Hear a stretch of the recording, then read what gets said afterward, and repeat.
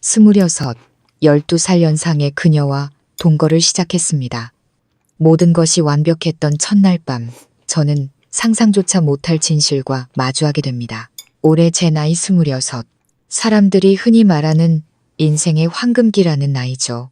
하지만 화려한 서울 땅에서 평범한 개발자로 살아가는 저, 이민준에게 매일 아침은 지독한 외로움과의 전쟁이었습니다.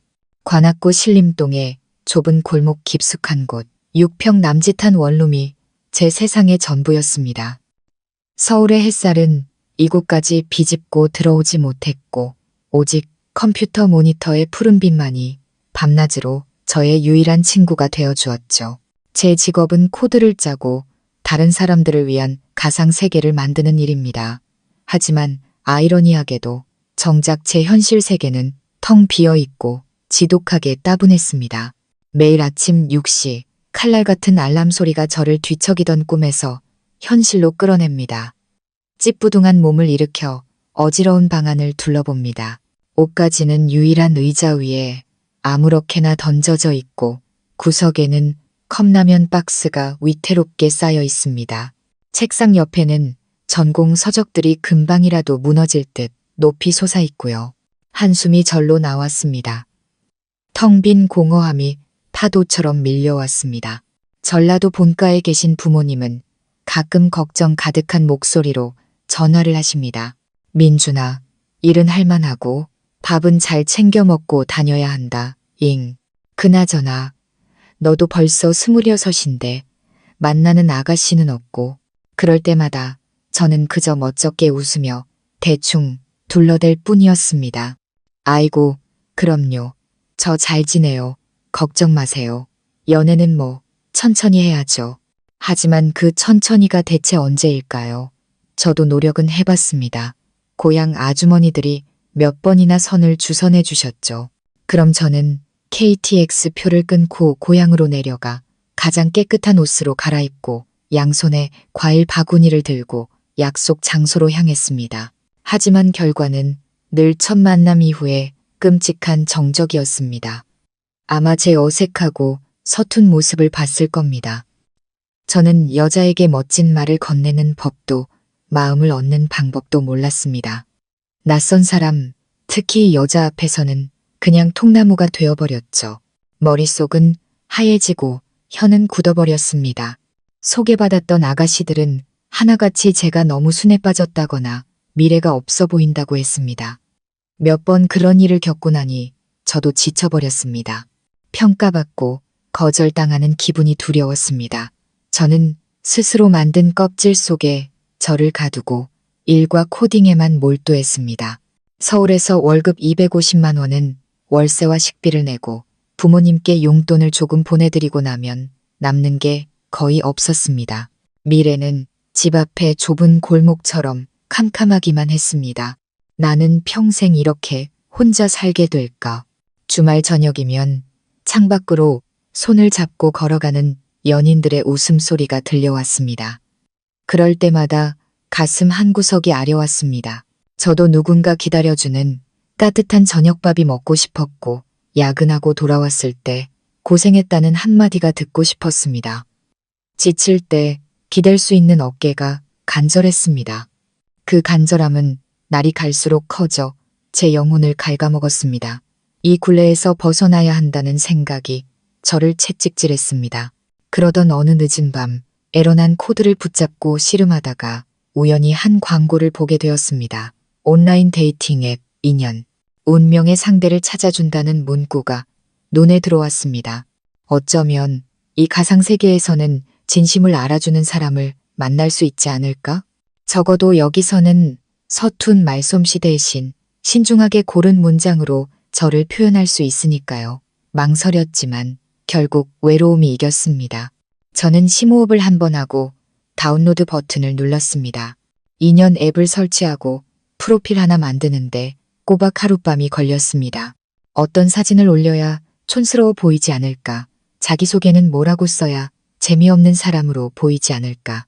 모든 것이 처음 짜보는 복잡한 프로그램처럼 낯설고 어려웠습니다. 결국 일하는 모습을 누가 몰래 찍어준 그나마 좀 지적으로 보이는 사진을 골랐습니다. 그리고 자기소개란에는 짧게 몇 줄 적었죠.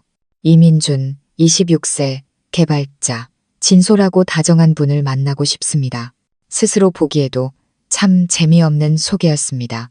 앱에서의 며칠은 현실과 다를 바 없었습니다. 수백, 수천 개의 프로필이 화면을 스쳐 지나갔습니다. 젊고 아름다운 여성들, 자신감 넘치는 글귀들. 저는 소심하게 몇 명에게 좋아요를 눌렀지만 답장은 오지 않았습니다. 화려한 꽃밭 속에서 제 프로필은 너무나도 초라했겠죠. 지루함을 느끼고 앱을 삭제하려던 바로 그 순간 제 손가락을 멈추게 한 프로필이 나타났습니다. 사진 속 여성은 아주 따뜻한 미소를 짓고 있었습니다. 검고 긴 머리를 단정하게 올려 무꺼지적인 이마가 드러났죠. 그녀의 눈은 젊은 아가씨들처럼 반짝이지는 않았지만 삶의 깊이를 담은 듯 부드럽고 그윽했습니다. 평범한 흰 셔츠 차림이었지만 우아하고 세련된 분위기가 느껴졌습니다. 그리고 자기소개는 저를 더 놀라게 했습니다. 김수연, 38세, 사업가. 인생에 많은 풍파를 겪었습니다.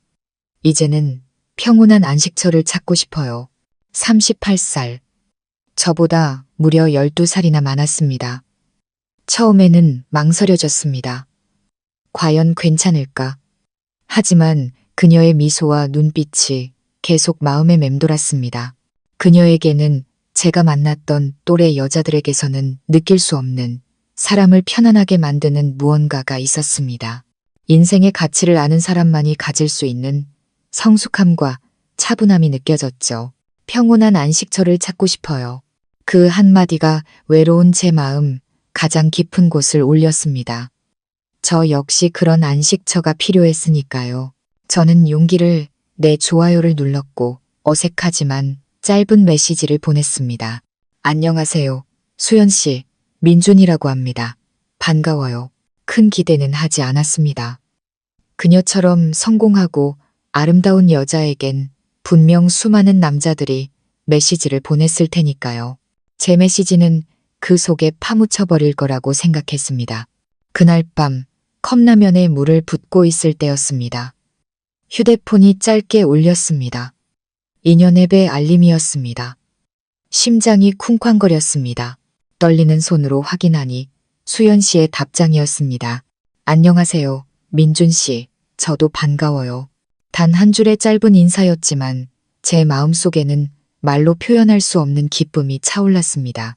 마치 사막을 헤매던 사람이 오아시스를 발견한 기분이었죠. 그날 밤 저는 몇 년 만에 처음으로 입가에 미소를 머금은 채 잠이 들었습니다. 잿빛이던 제 인생의 작지만 눈부신 희망의 불꽃 하나가 피어오르고 있었습니다. 그날 이후 휴대폰은 제 몸의 일부가 되었습니다. 매일 퇴근 후 좁은 원룸으로 돌아와 그녀와 대화를 나누는 시간이 하루 중 가장 큰 즐거움이었습니다. 처음에는 저의 서툰 성격 탓에 식사는 하셨어요? 오늘 하루는 어떠셨어요? 같은 의례적인 질문만 던졌습니다. 하지만 수연 씨는 달랐습니다. 그녀는 언제나 대화를 자연스럽게 이끌었고 저를 편안하게 만들어 주었습니다. 그녀는 제 직업인 프로그래밍에 대해 물었습니다. 아주 멋있어 보이지만 하나도 모르는 분야라고 했죠.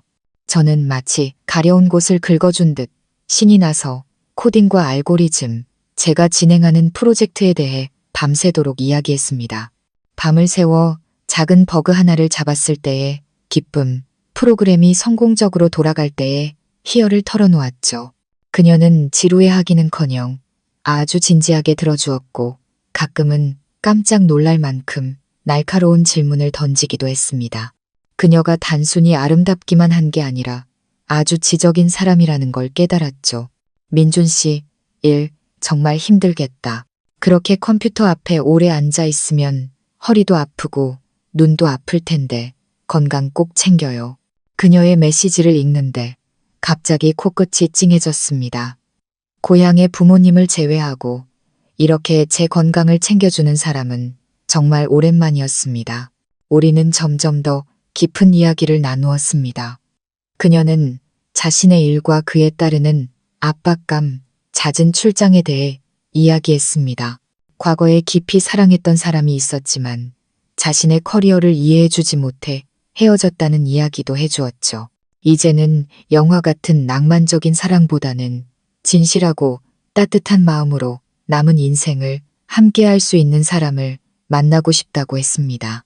민준 씨처럼 순하고 진실한 사람이 좋아요. 민준 씨랑 이야기하면 마음이 편안해져요. 그녀의 마른 메말은 제 마음에 내리는 단비 같았습니다. 제가 존중받고 이해받고 있다는 느낌이 들었습니다. 우리의 대화는 늘 새벽까지 이어졌습니다. 그녀는 제게 일찍 자라고 말하면서도 정작 잠 못 드는 저와 함께 밤을 지새워 주었습니다.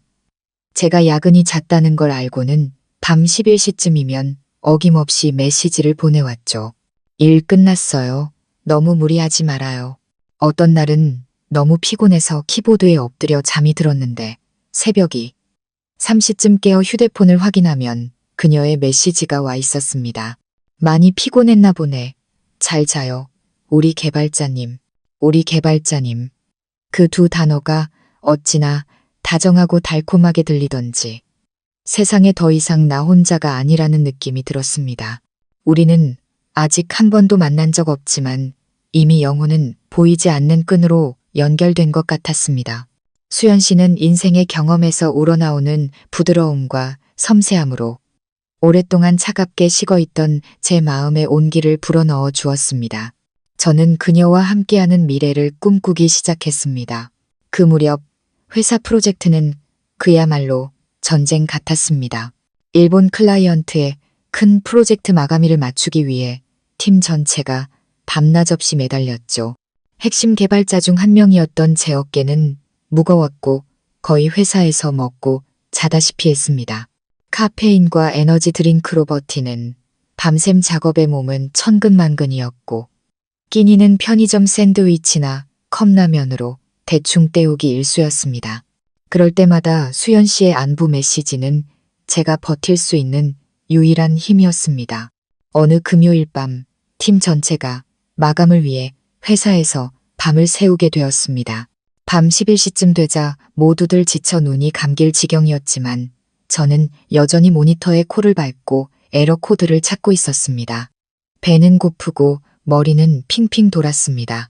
책상에 엎드려 잠시 숨을 고르는데 정말 모든 걸 포기하고 싶다는 생각이 들었습니다. 바로 그때 휴대폰이 울렸습니다. 수연 씨였습니다. 아직 회사예요. 저녁은 먹었고 저는 지친 목소리로 답장했습니다.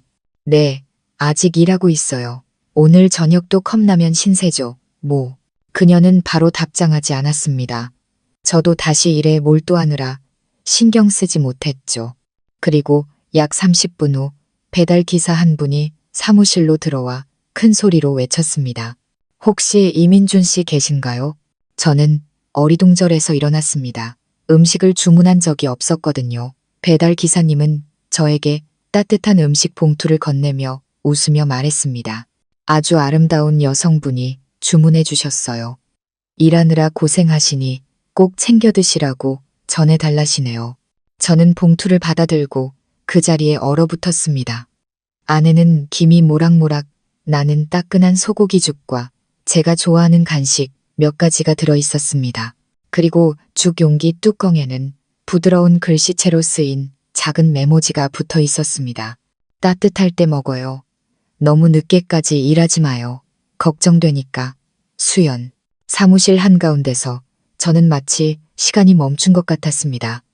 죽의 고소한 냄새보다 더 진한 그녀의 따뜻한 마음이 제 가슴을 가득 채웠습니다. 주변 동료들은 부러움과 호기심이 섞인 눈으로 저를 쳐다봤죠.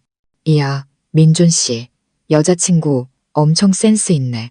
저는 쑥스럽게 웃었지만 마음속은 달콤함으로 넘실거렸습니다. 저는 구석자리로 가서 천천히 죽을 먹었습니다.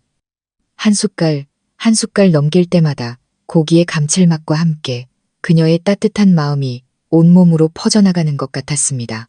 서울에 올라와서 먹었던 그 어떤 음식보다 맛있는 한 끼였습니다. 수연 씨의 이 작은 행동은 제 마음을 송두리째 흔들어 놓았습니다.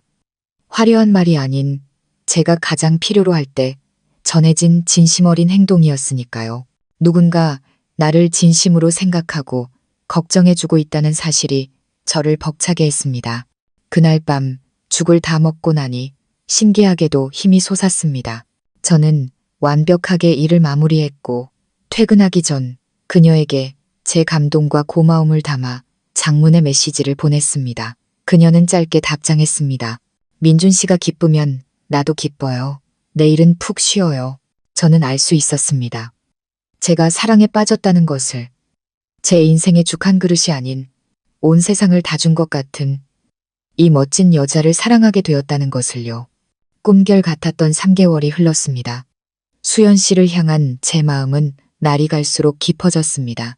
밤늦게까지 이어지는 대화는 제 삶의 일부가 되었고 우리는 일, 가족, 그리고 마음속 깊은 고민까지 모든 것을 나누는 사이가 되었습니다.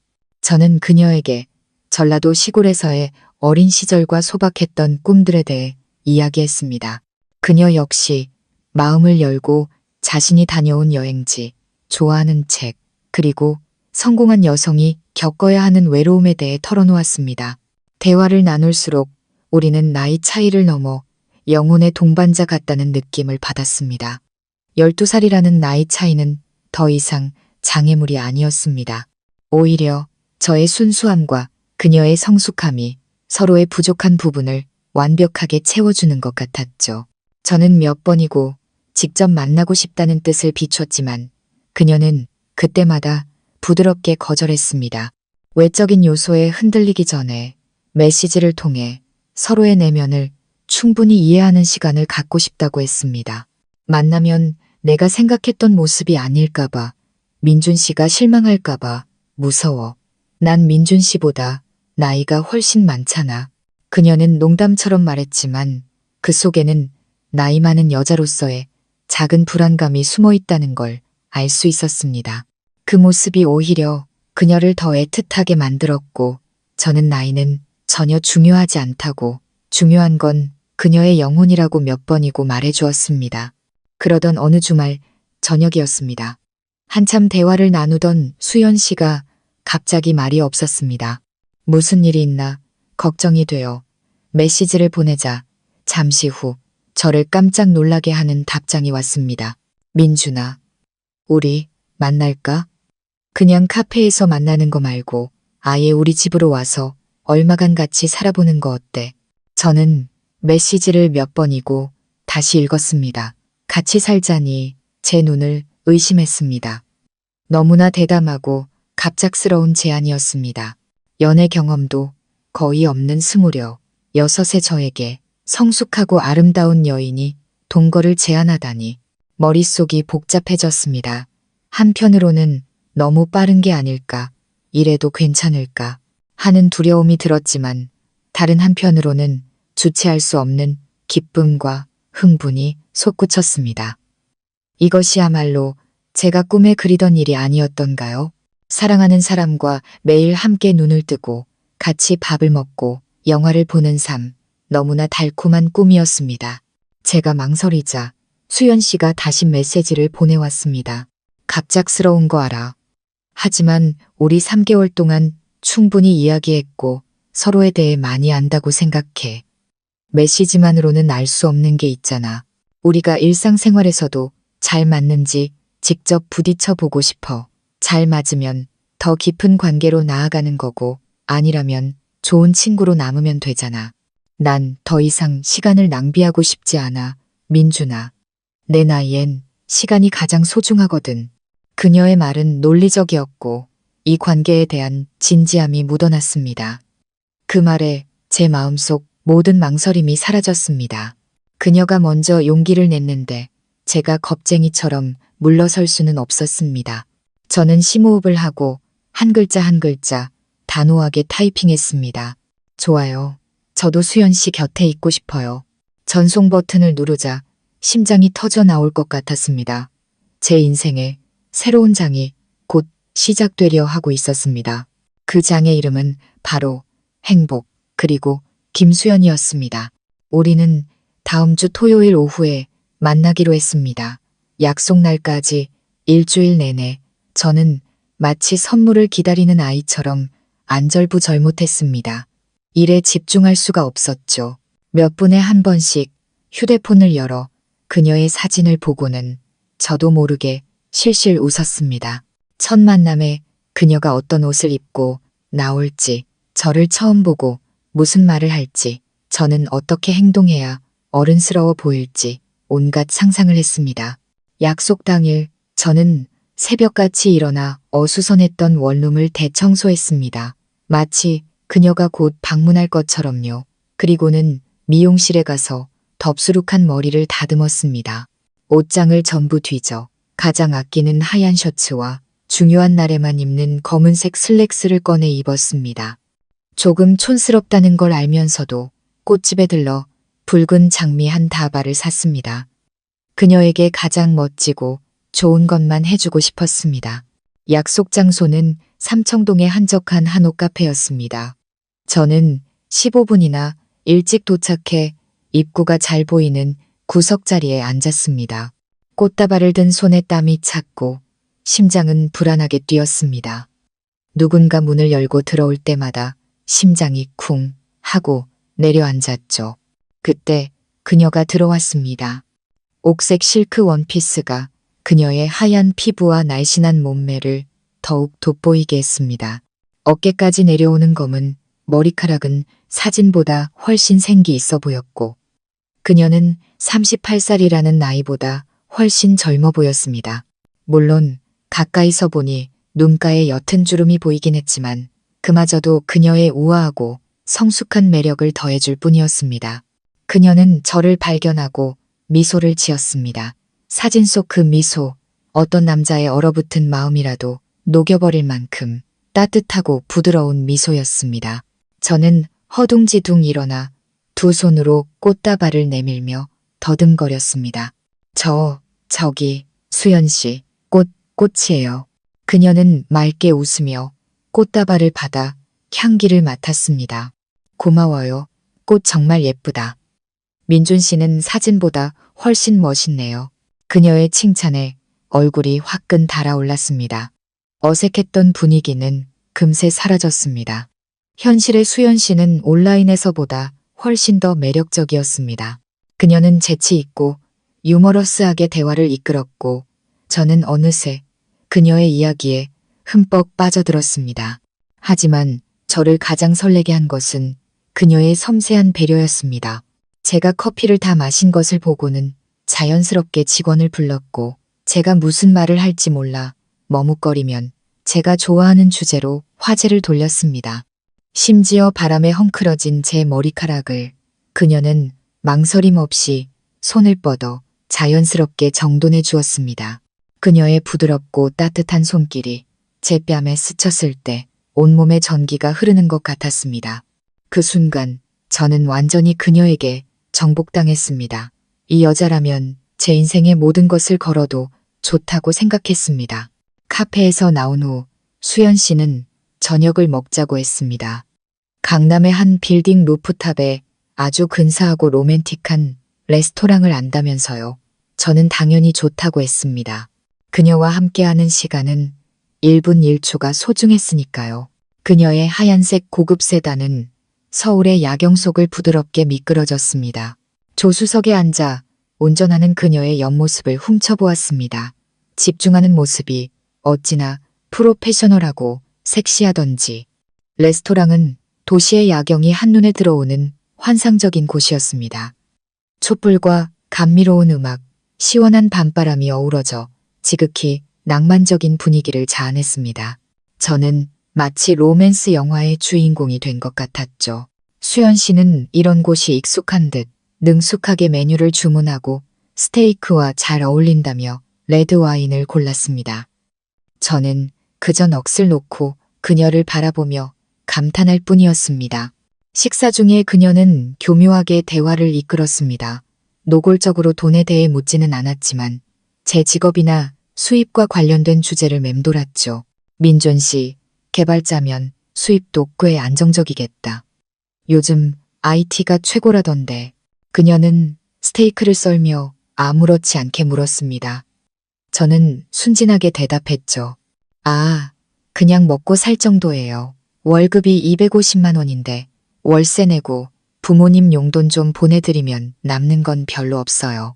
그녀는 고개를 끄덕이며 이해한다는 표정을 지었습니다. 서울 물가가 정말 비싸긴 하지. 그래도 민준 씨는 젊고 능력 있으니까 미래는 밝을 거야. 혹시 나중에 집이나 차 살 계획 같은 거 있어요? 조금 갑작스러운 질문이었지만 그녀가 우리의 미래를 진지하게 생각하고 있다고 믿었기에 솔직하게 털어놓았습니다. 생각은 해봤지만 아직 멀었죠. 지금 월급으로는 10년은 꼬박 모아야 서울 외곽에 작은 아파트 대출 끼고 살 수 있을걸요. 제 말을 듣고 그녀는 알 수 없는 미소를 지었습니다. 그리고는 와인잔을 들며 부드럽게 말했죠. 남자라면 그런 야망이 있어야지. 난 물질적인 건 중요하게 생각 안 해요. 서로 진심으로 사랑하고 함께 노력하면 되는 거지. 돈으로 감정은 살 수 없잖아. 그녀의 말에 저는 깊은 감동을 받았습니다. 돈보다 사람의 마음을 중요하게 생각하는 이렇게 깊이 있는 여자를 만난 건 정말 행운이라고 생각했습니다. 저는 전혀 눈치채지 못했습니다. 그 다정한 말 뒤에 저의 재정 상태와 투자 가능성을 탐색하는 날카로운 계산이 숨어 있다는 것을요. 그녀는 계속해서 제 고향 집과 부모님 직업에 대해서도 물었습니다. 저는 아무것도 숨기지 않고 모든 것을 이야기했습니다. 제가 제공하는 모든 정보가 마치 잠재적 투자 상품을 평가하듯 그녀의 머릿속에서 철저하게 분석되고 있다는 사실을 꿈에도 모른 채 말입니다. 저녁 식사는 따뜻하고 친밀한 분위기 속에서 끝났습니다. 저는 와인이 아니라 그녀의 다정함과 배려심에 취해 있었습니다. 식사 후 저는 그녀가 저를 원룸에 데려다 줄 것이라 생각했습니다. 하지만 그녀는 강남의 새로운 주상복합 아파트 단지 쪽으로 차를 몰았습니다. 우리 집으로 가야지. 같이 살기로 했잖아. 설마 벌써 마음 바뀐 건 아니지. 그녀가 장난스럽게 웃으며 저를 돌아보았습니다. 심장이 또 한 번 철렁 내려앉았습니다. 우리 집. 그 두 단어가 어찌나 다정하고 유혹적으로 들리던지 저는 말없이 고개를 끄덕였습니다. 차는 서울에서도 손꼽히는 최고급 주상복합 아파트 앞에 멈췄습니다. 제복을 입은 경비원이 정중하게 고개를 숙여 그녀에게 인사했습니다. 우리는 전용 엘리베이터를 타고 그녀의 집으로 올라갔습니다. 25층에 위치한 그녀의 집은 서울의 야경과 한강이 한눈에 내려다 보이는 환상적인 뷰를 자랑했습니다. 문이 열리는 순간 제 눈앞에 화려하고 세련된 공간이 펼쳐졌습니다. 화이트와 그레이 톤으로 꾸며진 모던한 인테리어, 반짝이는 대리석 바닥, 거실 한가운데 놓인 고급스러운 가죽 소파와 천장에 화려한 크리스탈 샹들리에까지 모든 것이 제가 영화에서나 보던 부유한 세상이었습니다. 저는 완전히 압도당했습니다. 수연 씨가 뒤에서 저를 끌어안으며 귓가에 속삭였습니다. 우리 집 어때? 마음에 들어? 저는 그녀를 돌아보며 경외에 찬 목소리로 말했습니다. 정말 꿈만 같아요. 그녀는 만족스러운 미소를 지었습니다. 이제 여기가 우리 집이야. 저는 행복에 겨워 아무 말도 할 수 없었습니다. 나 같은 평범한 개발자가 과연 이 모든 것을 누릴 자격이 있을까? 제 생각을 읽기라도 한 듯 그녀는 저를 더 꽉 안으며 말했습니다. 쓸데없는 생각하지 마. 난 민준 씨라는 사람 자체를 사랑하는 거야. 이런 물질적인 건 아무 의미 없어. 내일부터 당장 짐 옮겨와. 그녀는 제게 집 안 구석구석을 보여주었습니다. 그녀의 침실에는 커다란 침대와 명품 옷과 가방으로 가득 찬 드레스룸이 있었습니다. 그녀는 옷장의 절반을 가리키며 말했습니다. 여기 민준 씨 공간으로 비워둘게. 같이 쓰자. 그날 밤 저는 낯설지만 구름처럼 편안한 침대에 누워 제가 사랑하는 여인의 옆에서 잠이 들었습니다. 그녀의 머리카락에서 나는 은은한 향기가 공기를 가득 채웠습니다. 저는 차마 그녀에게 손댈 수 없어 잠든 그녀의 얼굴을 조용히 바라보았습니다. 마음속 깊은 곳에서부터 감사함이 차올랐습니다. 저는 이제 내 인생에 더 이상 외로운 날은 없을 것이라고, 행복한 가정을 꾸리는 꿈이 드디어 현실이 되었다고 믿었습니다. 하지만 그 모든 것이 이제 막이 오른 한편의 완벽한 연극의 서막에 불과했다는 사실을 저는 전혀 알지 못했습니다. 수연 씨와 함께 살기 시작한 첫 일주일은 그야말로 천국 같았습니다. 저는 좁은 원룸의 모든 짐을 그녀의 집으로 옮겼습니다. 그녀는 햇살이 잘 드는 발코니 옆에 제 전용 책상까지 마련해주는 세심함을 보였습니다. 매일 아침 저는 더 이상 외로움 속에서 눈을 뜨지 않았습니다. 대신 부엌에서 들려오는 구수한 커피향과 그녀가 아침을 준비하는 소리에 잠을 깼죠. 그녀는 늘 저보다 먼저 일어나 토스트와 계란 프라이, 오렌지 주스로 완벽한 아침 식사를 차려놓고 출근하는 제게 든든히 먹고 가라고 당부했습니다. 회사에 있는 동안에도 점심 먹었어? 맛있는 거 먹어 같은 다정한 메시지가 수시로 날아왔습니다. 그리고 퇴근 후 문을 열면 아직 정장을 입고 있지만 발에는 귀여운 실내화를 신은 그녀가 웃으며 저를 맞아주었습니다. 저녁 식사는 항상 제가 좋아하는 메뉴로 푸짐하게 차려져 있었습니다. 그녀는 예전에 대화할 때 제가 좋아하는 음식들을 전부 기억해 두었다고 했습니다. 우리는 식사를 하며 하루 동안 있었던 일들을 제잘제잘 이야기했고 저는 진짜 가족의 온기를 느꼈습니다. 저녁 식사 후에는 거실의 대형 TV로 함께 영화를 보곤 했습니다. 그녀는 제 어깨에 머리를 기대고 자연스럽게 제 손을 찾아 깍지를 꼈습니다. 그런 사소한 스킨십 하나하나가 제 마음을 녹였습니다. 그녀는 아침에 제가 입고 갈 옷을 미리 챙겨주는 것부터 제 빨래와 다림질까지 완벽하게 해냈습니다. 그런 사소한 일에 신경 쓰지 말고 일에만 집중해서 돈 많이 벌어 우리 미래를 책임지라고 말했죠. 그 말을 들을 때마다 저는 더 열심히 살아야겠다고, 그녀의 사랑과 희생에 보답해야겠다고 다짐했습니다. 주말이면 그녀는 저를 데리고 쇼핑을 가거나 근교로 드라이브를 갔습니다. 제게 어울린다며 비싼 브랜드의 옷들을 사주었고 덕분에 저는 이전보다 훨씬 세련되고 자신감 있는 모습으로 변해갔습니다. 그녀는 자신의 친구들에게 저를 소개하며 내 남자친구라고 자랑스럽게 말했고 친구들은 모두 우리가 잘 어울린다며 저더러 복받은 놈이라고 했습니다. 저는 그 달콤함과 행복에 완전히 빠져 제가 세상에서 가장 운 좋은 남자라고 생각했습니다. 모든 것이 너무나 완벽해서 가끔은 이게 현실이 맞나 싶을 정도였죠. 수연 씨는 제게 외롭고 사랑에 굶주렸던 남자가 원하는 모든 것을 주었습니다. 저는 그녀를 미치도록 사랑하게 되었고 그녀의 보살핌에 점점 더 의존하게 되었습니다. 저는 그녀를 한치의 의심도 없이 믿었습니다. 그녀의 모든 행동과 말이 아주 정교하게 짜인 각본의 일부라는 사실을 꿈에도 모른 채 말입니다. 꿈 같은 동거 생활이 일주일 정도 지났을 때였습니다. 저는 이미 그녀가 곁에 있는 삶에 완전히 적응했고 그녀와의 결혼과 아이들을 상상하며 행복한 미래를 그리고 있었습니다. 하지만 그 완벽한 행복 속에서 아주 사소한 위화감이 느껴지기 시작했습니다. 우리는 한 집에 살고 한 침대를 썼지만 가벼운 포옹과 입맞춤 이상의 스킨십은 단 한 번도 없었습니다. 제가 더 깊은 관계를 원할 때마다 수연 씨는 언제나 교묘하게 저를 밀어냈습니다. 어느 날 밤 감정이 북받쳐 올라 그녀를 품에 안고 제 모든 사랑을 표현하고 싶었을 때 그녀는 저를 부드럽게 밀어내며 말했습니다. 자기야, 서두르지 말자. 난 가장 소중한 건 우리 결혼 첫날 밤을 위해 아껴두고 싶어. 내가 좀 보수적인 여자라서 그래. 이해해 주길 바라. 그녀의 말은 너무나 합리적이어서 반박할 수가 없었습니다. 저는 제 조급한 마음이 부끄러워졌고 그녀의 순결한 가치관을 더욱 존중하게 되었습니다. 하지만 한 번, 두 번, 세 번. 거절의 이유는 매번 달랐습니다.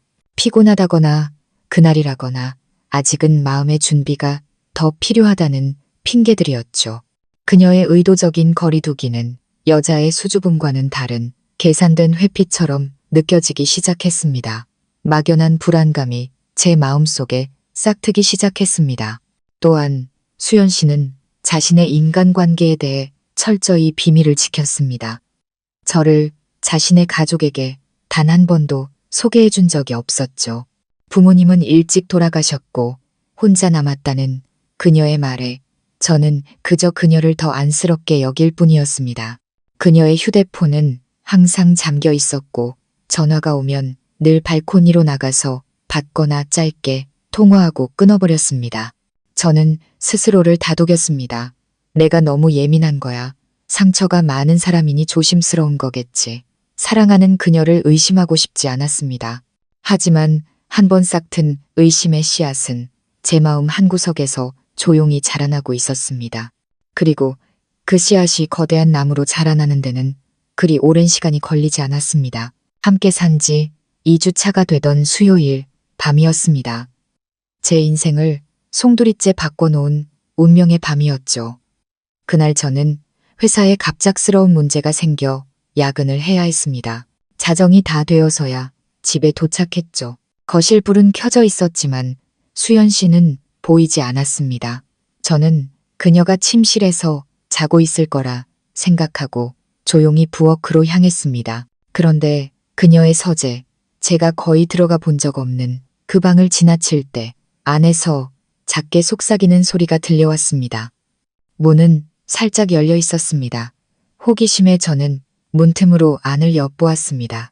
수연 씨는 노트북 앞에 앉아 헤드셋을 끼고 누군가와 영상 통화를 하고 있었습니다. 모니터, 불빛에 비친 그녀의 얼굴은 제가 알던 모습이 아니었습니다. 다정함은 온데간데 없고 차갑고 날카로운 표정이었습니다. 저는 숨을 죽이고 귀를 기울였습니다.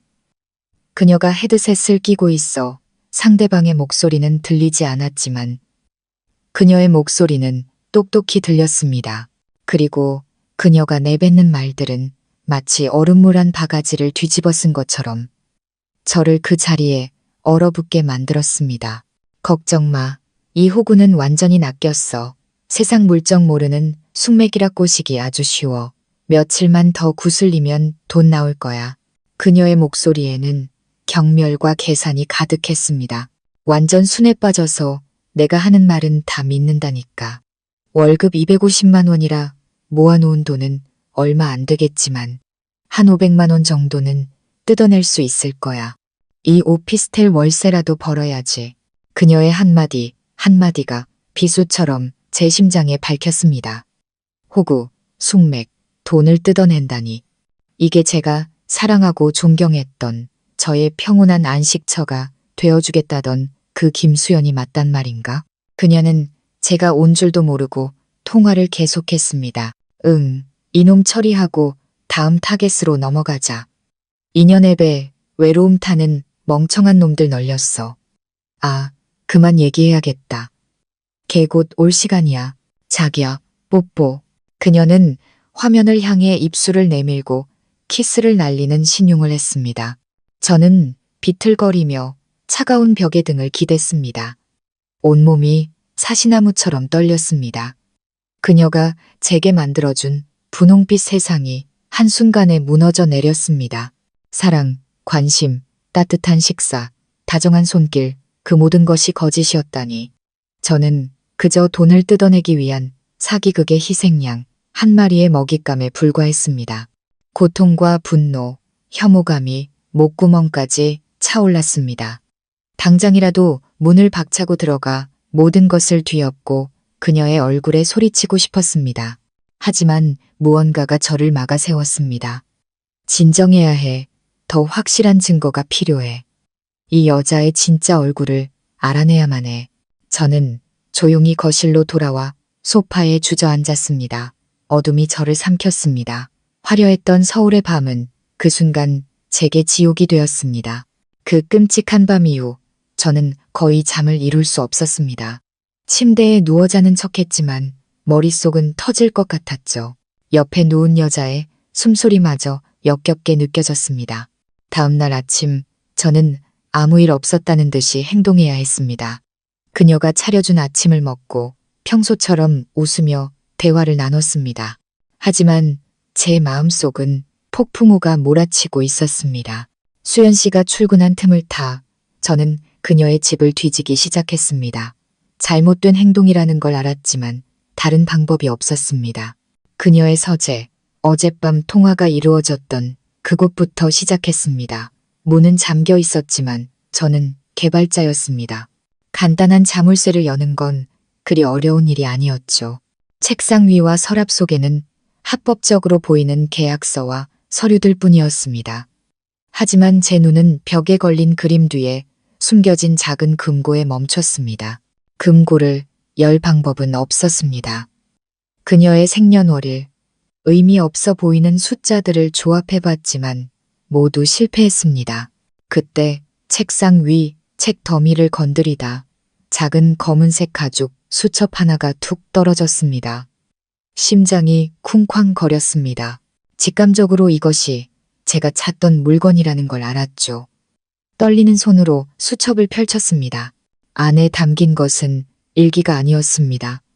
꼼꼼하게 손으로 기록된 소름 끼치는 내용들이었습니다. 그것은 바로 사기 계획서였습니다. 각 페이지마다 먹잇감의 정보가 상세히 적혀 있었습니다.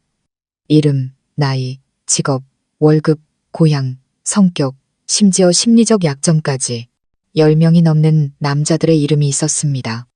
각 이름 옆에는 상세한 시나리오가 붙어 있었죠.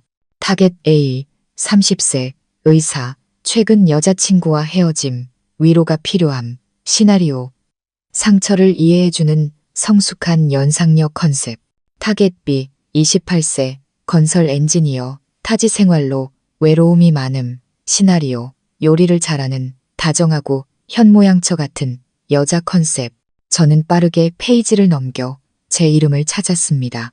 이민준, 26세, 개발자, 월급 250만 원, 전라도 출신, 내성적이고 순진함, 연애 경험 부족, 가정에 대한 환상이 있음, 약점, 사소한 관심에 쉽게 감동하고 사람을 잘 믿음. 그 아래에는 인연 앱에서 접근하는 것부터 심야의 안부 메시지, 감동적인 죽 배달 이벤트, 대담한 동거 제안, 그리고 요리와 쇼핑을 통한 환심 사기까지 모든 행동과 대사가 미리 짜여 있었습니다. 심지어 저에게 투자된 비용 꽃값, 레스토랑 식사비, 옷값과 목표 수익 900만 원까지 정확히 기록되어 있었습니다. 머릿속이 하얘졌습니다. 저는 유일한 사람이 아니었습니다. 수많은 희생자 중 한 명일 뿐이었습니다. 제가 진실한 사랑이라고 믿었던 모든 순간이 철저하게 계산된 연극이었다는 사실에 온몸의 피가 차갑게 식었습니다. 분노가 극에 달했습니다. 저는 수첩을 든 손에 힘을 주었습니다. 이대로 당할 수는 없어. 이 여자와 그 공범들이 계속해서 다른 선량한 사람들을 속이도록 내버려 둘 수는 없어. 저는 즉시 휴대폰으로 수첩의 모든 페이지를 촬영했습니다. 그리고 수첩을 원래 자리에 돌려놓고 흔적을 지운 뒤 서재를 나왔습니다. 그날 저녁 제가 수첩에서 읽었던 연극이 시작되었습니다. 저녁 식사 도중 수연 씨는 갑자기 슬픈 표정을 지으며 눈시울을 붉혔습니다. 저는 걱정스러운 척 물었죠. 수연 씨, 무슨 안 좋은 일 있어요? 그녀는 눈물이 그렁그렁한 눈으로 저를 보며 어렵게 입을 열었습니다. 고향에 계신 어머니가 갑자기 심장병으로 쓰러져 급하게 수술을 받아야 하는데 수술비가 500만 원이나 된다는 것이었습니다. 최근에 사업에 돈을 다 투자해서 당장 현금이 없다고 했습니다. 그녀의 대사, 눈물 한 방울까지 수첩에 적힌 시나리오와 정확히 일치했습니다. 만약 제가 진실을 몰랐다면 의심 없이 제 모든 것을 내주었을 겁니다. 가여운 척 연기하는 그녀의 모습에 역겨움이 치밀었지만 저는 감정을 억누르고 안타까운 표정을 지었습니다. 그녀의 손을 잡고 위로했죠. 너무 걱정 마요. 어머님 건강이 최우선이잖아요. 돈은 어떻게든 마련할 수 있을 거예요. 그녀는 희망에 찬 눈으로 저를 보며 흐느꼈습니다. 민준아, 나 500만 원만 빌려줄 수 있을까? 금방 갚을게. 사업 자금 들어오면 이자까지 쳐서 바로 갚을게. 우리 미래의 장모님 돕는 셈 치고 안 될까? 미래의 장모님이라니 그 말이 어찌나 가증스럽게 들리던지. 이제 결정을 내려야 할 때였습니다. 저는 가진 돈을 전부 털어 모의 실험을 해보기로 했습니다. 저는 한참 고민하는 척 하다가 곤란한 표정으로 입을 열었습니다. 500만 원은 저한테 너무 큰 돈이에요. 제가 몇 년 동안 모은 돈이 200만 원 정도밖에 안 되거든요. 나머지는 부모님께 보내드려야 해서 제 말을 듣는 순간 그녀의 눈에 스쳐 지나가는 실망의 빛을 저는 놓치지 않았습니다. 그녀는 금세 다시 비통한 표정을 지으며 말했습니다. 그렇구나. 없으면 어쩔 수 없지. 내가 다른 방법을 알아볼게. 우리 엄마 운명이 여기까지인가 보지, 뭐. 그녀는 식탁에 엎드려 서럽게 울기 시작했습니다. 정말 대단한 연기였습니다. 저는 심호흡을 하고 마지막 카드를 꺼내 들었습니다. 수연 씨, 울지 마요. 500만 원은 없지만 제가 100만 원은 빌려줄 수 있어요. 큰 돈은 아니지만 일단 이걸로 급한 불 먼저 끄세요. 나머지는 우리 같이 방법을 찾아봐요. 저는 이 작은 돈에 그녀가 어떻게 반응할지 보고 싶었습니다. 그녀는 고개를 들었습니다. 아주 짧은 순간이었지만 저는 그녀의 눈에서 차가운 경멸을 보았습니다. 하지만 그녀는 금세 감정을 숨기고 억지 미소를 지었습니다. 100만 원이라도 고마워. 이 은혜는 평생 잊지 않을게. 다음 날 저는 현금 100만 원을 인출해 그녀에게 건넸습니다. 그녀는 고맙다는 말도 제대로 하지 않고 돈을 받아 챙겼습니다. 어머니 때문에 급히 시골에 내려가 봐야 한다며 작은 캐리어에 옷 몇 개를 챙겨 집을 나섰습니다. 떠나기 전 그녀는 제게 무심하게 한마디 던졌습니다. 집 잘 지키고 있어. 연락할게. 저는 그것이 그녀를 보는 마지막이 될 것이라는 걸 알았습니다. 그녀가 떠난 뒤 텅 빈 집안을 둘러보았습니다. 따뜻했던 공간은 이제 차가운 거짓으로 가득 차 있었습니다. 100만 원. 그것은 제 순진함에 대한 대가였습니다. 인생을 배운 값으로는 그리 비싸지 않다고 스스로를 위로했습니다. 하지만 이야기는 아직 끝나지 않았습니다. 저 끔찍한 사기꾼들이 다른 사람들을 계속해서 농락하도록 내버려 둘 수는 없었습니다. 수연이 떠난 후 제 예상대로 그녀는 모든 연락을 끊었습니다. 전화번호는 없는 번호가 되었고 인연앱의 계정도 사라졌습니다. 연극은 막을 내렸고 저는 무대 밖으로 처참하게 쫓겨난 신세가 되었습니다. 100만 원을 잃은 것보다 제 진심과 믿음이 무참히 짓밟렸다는 사실이 더 고통스러웠습니다. 한때 달콤했던 기억들은 이제 역겨운 거짓으로 되살아나 저를 괴롭혔습니다. 저는 다시 예전처럼 말이 없어졌고 회사에서는 일에만 몰두했습니다. 퇴근 후 돌아온 텅 빈 집의 고독은 예전보다 더 끔찍했습니다. 하지만 이대로 무너질 수는 없었습니다. 수첩에 적혀있던 다른 피해자들이 생각났습니다. 저는 인터넷에서 온라인 데이팅 사기, 로맨스 스캠 같은 키워드를 검색했습니다. 수많은 가슴 아픈 사연들을 보며 저 혼자만이 아니라는 사실에 작은 위안을 얻었습니다. 마침내 로맨스 스캠 피해자 모임이라는 온라인 카페를 찾아냈습니다. 저는 용기를 내어 익명으로 제 이야기를 올렸습니다.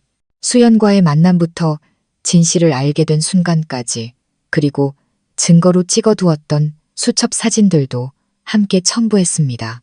제 글은 순식간에 큰 반향을 일으켰습니다. 그리고 제가 기다렸던 일이 일어났습니다. 몇몇 사람들이 제게 쪽지를 보내왔습니다. 자신들도 김수연이라는 여자에게 똑같은 수법으로 사기를 당했다는 것이었습니다. 피해 금액은 200만 원, 300만 원, 심지어 1000만 원이 넘는 사람도 있었습니다. 우리는 따로 단체 채팅방을 만들었습니다. 비슷한 아픔을 가진 사람들과 이야기를 나누며 서로를 위로했습니다. 그리고 우리는 힘을 합쳐 그녀와 그 일당들을 법의 심판대에 세우기로 결심했습니다. 이것은 더 이상 저 혼자만의 싸움이 아니었습니다. 우리는 함께 증거를 모아 경찰에 고소장을 제출했습니다. 하지만 수사는 더디게 진행되었습니다. 그들은 대포폰과 대포통장을 사용하며 치밀하게 움직였기 때문입니다. 그러던 중 제게 끔찍한 일이 닥쳤습니다. 수연이 어떻게 알았는지 제가 이 모든 일의 배우라는 사실을 눈치챈 것입니다. 그녀는 비열한 방법으로 복수했습니다. 우리가 함께 살 때 찍었던 사진들을 악의적으로 편집하고 제가 마치 돈을 노리고 접근한 파렴치한인 것처럼 꾸며낸 글과 함께 저희 회사 임원진 전체에게 이메일을 보냈습니다. 저희 회사는 외국계 기업이라 직원의 도덕성과 이미지를 매우 중요하게 생각했습니다. 결국 저는 회사 문화에 부적합하다는 이유로 권고사직을 당했습니다. 직장과 명예를 모두 잃은 저는 완전히 무너졌습니다. 화려했던 서울은 이제 제게 상처뿐인 도시가 되었습니다. 저는 짐을 싸서 고향인 전라도로 내려갔습니다. 차마 부모님께는 사실대로 말씀드리지 못하고 회사 사정으로 잠시 쉬러 왔다고 둘러댔습니다. 부모님은 제 초췌한 모습을 보고 아무것도 묻지 않으셨습니다. 아버지는 그저 제 어깨를 두드리며 잘 왔다. 집이 최고여라고 짧게 말씀하셨습니다. 어머니는 제가 어릴 때부터 좋아했던 음식들로 따뜻한 밥상을 차려주셨습니다. 가족의 품은 상처투성이인 제 영혼을 부드럽게 감싸주었습니다. 시골에서 부모님 일을 도우며 지내는 동안 저는 서서히 마음의 평화를 되찾았습니다. 화려한 도시의 삶이 아닌 가족과 함께하는 소박한 일상의 소중함을 깨닫게 되었습니다. 상처는 아직 아물지 않았지만 저는 고향 땅에서 새로운 시작을 준비하고 있었습니다. 그러던 어느 날 오후 어머니가 다급하게 집으로 뛰어 들어오셨습니다. 민준아, 큰일 났다. 내 이모, 라니 이모가 사기당해서 돈을 다 날렸단다. 라니 이모는 어머니의 가장 친한 친구분이셨습니다. 남편을 일찍 여의고 홀로 지내시는 마음씨 착한 분이셨죠. 저는 어머니와 함께 급히 이모님 댁으로 달려갔습니다. 이모님은 마루에 주저앉아 넉나간 표정으로 울고 계셨습니다. 이야기는 이랬습니다. 몇 달 전 이모님은 온라인 동호회에서 자신을 미국에 사는 교포 사업가라고 소개한 남자를 알게 되었습니다. 그 남자는 이모님께 청혼하며 함께 미국에서 살자고 약속했고 얼마 후 고가의 선물이 담긴 소포를 보냈는데 세관에 걸렸다며 통관비 명목으로 돈을 요구했습니다. 그 말을 믿은 이모님은 평생 모은 돈과 작은 밭을 판 돈까지 합쳐 5천만 원에 가까운 돈을 그에게 송금했고 돈을 받자마자 그는 연기처럼 사라졌습니다. 이모님의 이야기를 듣는 순간 제 안의 분노가 다시 들끓었습니다. 이모님의 절망적인 모습에서 과거의 제 모습이 겹쳐 보였습니다. 저는 더 이상 방관할 수 없었습니다. 이모, 너무 걱정 마세요. 제가 도와드릴게요. 제가 이런 일 겪어봐서 알아요. 돈을 다 찾지는 못하더라도 그 나쁜 놈들은 꼭 잡아야 해요. 제 단호한 눈빛에 이모님과 어머니는 작은 희망을 보셨습니다. 저는 이모님께 남아있는 모든 정보 메시지, 계좌번호, 전화번호를 넘겨받았습니다. 이번 싸움은 저 자신뿐만 아니라 저와 같이 선량한 피해자들을 위한 것이었습니다. 저는 과거 피해자 모임 사람들에게 다시 연락해 이모님의 사연을 공유했습니다. 놀랍게도 수연의 사기 사건과 이모님의 사건이 결국 하나의 거대한 보이스피싱 및 로맨스, 스캠 조직의 소행이라는 사실을 밝혀냈습니다. 그들은 젊은 남성을 노리는 팀, 중년 여성을 노리는 팀 등 여러 개의 하부 조직을 두고 체계적으로 움직이고 있었습니다. 더 놀라운 사실은 김수연의 과거였습니다. 그녀 역시 젊은 시절 똑같은 수법의 사기에 휘말려 전 재산을 잃고 인생이 망가졌던 피해자였습니다. 그 충격으로 세상에 대한 불신과 증오만 남게 된 그녀는 결국 자신이 당했던 것과 똑같은 방식으로 다른 사람들에게 복수하는 범죄자의 길을 걷게 된 것이었죠. 우리가 수집한 결정적인 증거들과 변호사, 그리고 언론의 도움으로 마침내 경찰은 이 거대 사기 조직을 일망타진했습니다. 재판날 저도 법정에 있었습니다. 죄수복을 입은 수연의 모습은 초라하기 그지없었습니다. 그녀는 최후 진술에서 눈물을 흘리며 제게 사과했습니다. 민준 씨, 정말 미안해요. 당신의 진심에 흔들렸던 순간도 있었지만 결국 제 안의 악마를 이기지 못했어요. 그녀의 진심 어린 사과를 들으며 저는 마음속 깊이 묻어두었던 증오를 내려놓을 수 있었습니다. 사건이 마무리된 후 저는 제 고향에서 새로운 삶을 시작했습니다. 제 경험을 바탕으로 온라인 사기 예방을 위한 비영리 단체 믿음의 방패를 만들었습니다. 마을 회관이나 노인정을 찾아다니며 어르신들께 사기 예방법을 알려드리는 일을 했죠. 이 의미 있는 활동 덕분에 저는 제 삶의 가치를 되찾았습니다. 그리고 얼마 후 제 능력을 눈여겨본 지역의 한 농업기술회사로부터 스카우트 제의를 받게 되었습니다. 진정한 사랑도 예기치 않게 찾아왔습니다. 그녀의 이름은 은하 동네 유치원 선생님이었습니다. 우리는 제가 유치원 학부모들을 대상으로 강연을 하던 날 우연히 만났습니다. 은하는 제 과거의 상처까지 모두 감싸 안아주는 따뜻하고 현명한 사람이었습니다.